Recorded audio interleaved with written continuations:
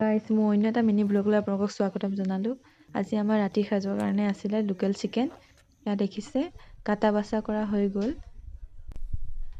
সকলোবোৰ ৰেডি কৰা হৈছে।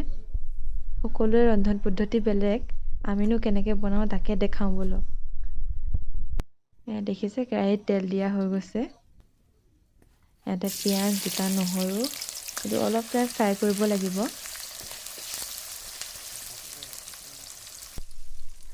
ইয়াতে কাটি ৰখা আলু আৰু মাংসখিনি দিব লাগিব, অলপ টাইম ফ্ৰাই কৰিব লাগিব।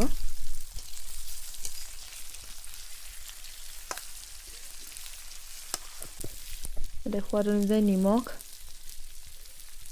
আৰু হালধি দি প্ৰায় 10 মিনিটমান ঢাকি ফ্ৰাই কৰিব লাগিব। মানে হাফ ফ্ৰাই হোৱালৈকে ফ্ৰাই কৰিব লাগিব। তাৰপিছত মছলা দিব লাগিব। ইয়াৰ মছলাত আছে